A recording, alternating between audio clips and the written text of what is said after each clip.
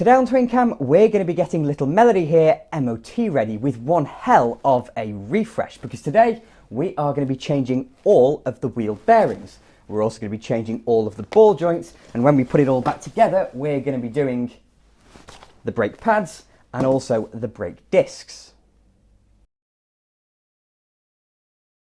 So here we are, finally cracking on with some of the more substantial work this little car needs. Our first step, despite not actually working on the engine at all, is to open the bonnet.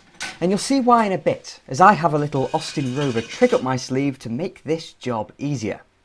But before all that, we'll be attacking the near side front corner of the car first. So let's loosen the wheel nuts and get the car up in the air and on a stand.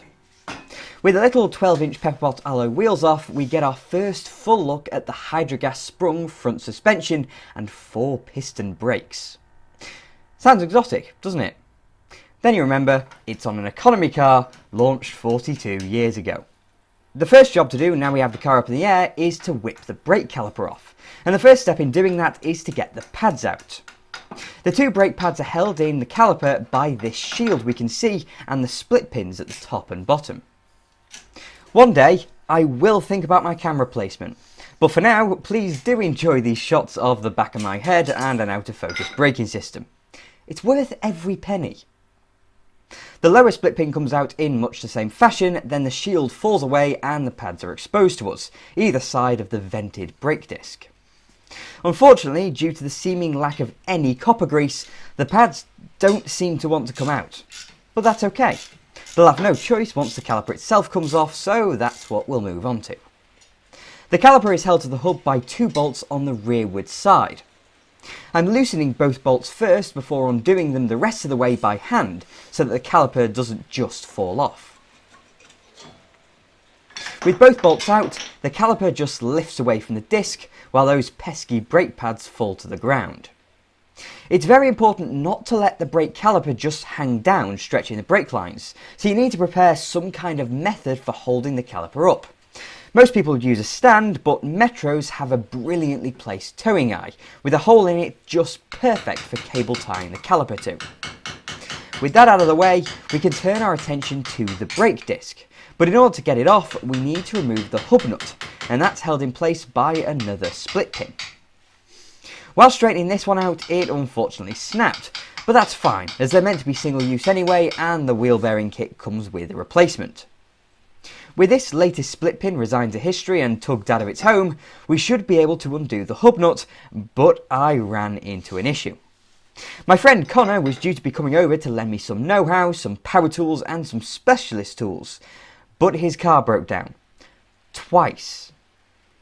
He was running late anyway, so once he'd got the car running again and limped it home to switch to a different car, it was a little late in the day anyway, so we agreed he'd just come over next weekend.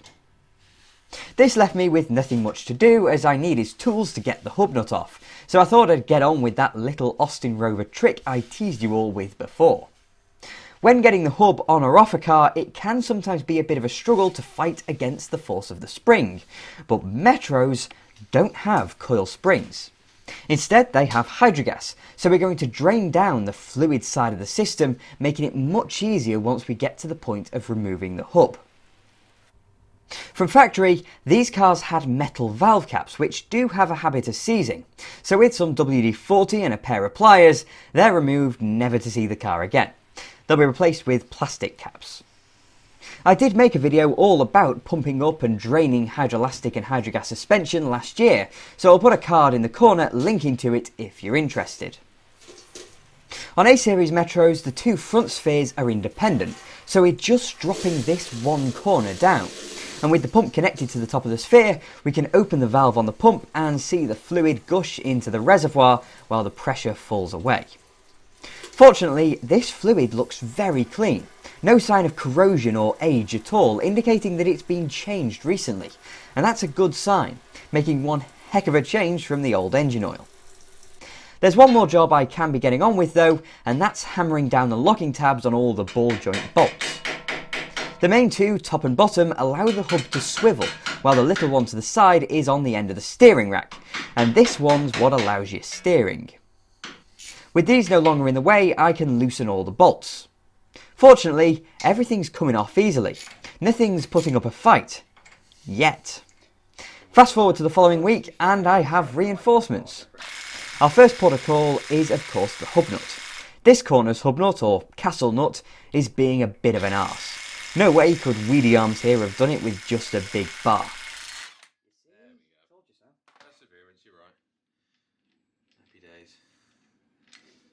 With that out of the way, the drive flange and brake disc come away, leaving us with the basic hub and backing plate.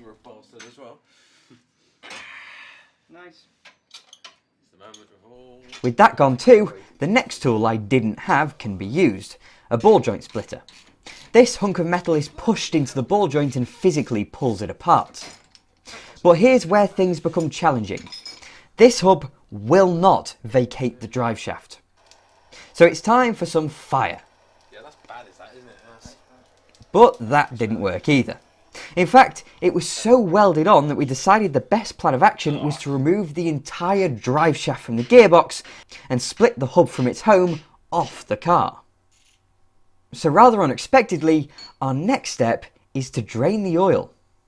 As I'm sure you know, A-Series share their engine and gearbox oil, so the whole power unit has to be drained down. My not so glamorous assistant, and I'm not sorry for that, doesn't seem to understand the camera's role here. Get out the bloody way, man. And can we just appreciate the confidence? It's March and he's wearing shorts. What a weirdo. You'd never be able to see this for space constraints, but Connor's now under the car splitting the pot joint so we can pull the whole drive shaft out. It seems I didn't capture the moment, but we were in a bit of a rush here. If we go back to March when this was recorded, you might remember that Melvin was shown at the NEC for the restoration show. But the car that appeared was meant to be Melody. At this point we're less than a week away from the show. Melody has no near side drive shaft and she certainly doesn't have an MOT. In the process of thwacking the back of the hub, we destroyed the outer CV.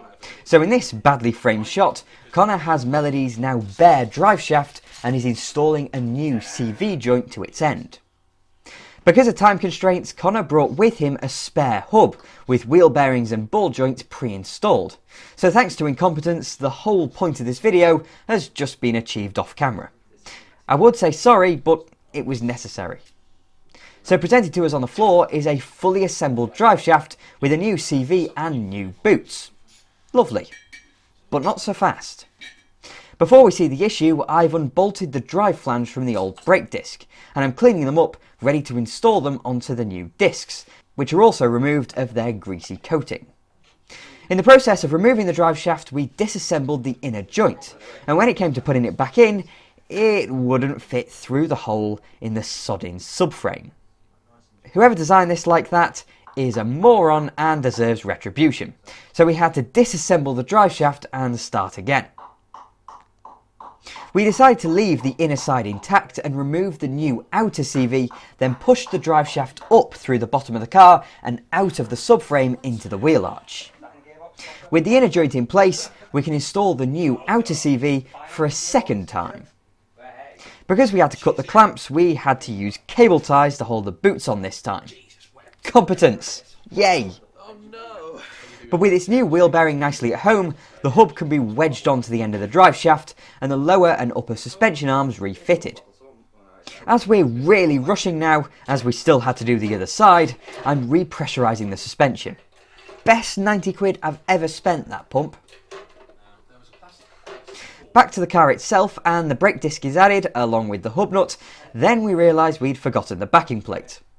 Oh well, it's not really necessary. Can you tell we're against the clock and hating ourselves for leaving this so late? Connor's refitting the caliper and adding some chunky new pads while I'm at the front of the car refitting the sump plug and refilling the oil. At this point it was only a few weeks ago that the oil was changed, so this went straight back in. No point in wasting money on fresh stuff. With the wheel back on and only minor oil spillage, we can let the car back down to the ground. Near side, done. Because of space constraints, I had to start the car and move it in order to work on the offside. And this one, we're speed running. I'm on hydrogas duties while Connor, who actually knows what he's doing, is on disassembly. In all honesty, when not faffing and not met with grumpy CV joints, this side of the car took half an hour.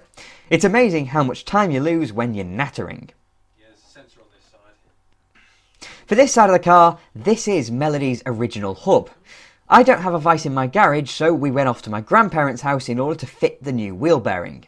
And after all that faff, it's only this wheel bearing from the fronts that actually needed doing. This was the worn one. But we did both because it just makes sense. With this side's pepperbot back on, we can get the car down and it's ready for a test drive. Melody had no MOT because of the wheel bearing and ball joint advisories last year that I knew had to be addressed. The problems were offside front and near side rear, but with time constraints we prayed that the rears wouldn't be a problem and sent her for an MOT regardless. It looked as though she would make the NEC. But no. Predictably, the rear one failed, and we somehow managed not to spot a hole in the back of one of the sills. Not structural, but within 30 centimetres of the subframe mount, so that had to be welded too. Bugger. In the end, it was Melvin that had to go to the NEC. All my fault, I should have addressed it sooner.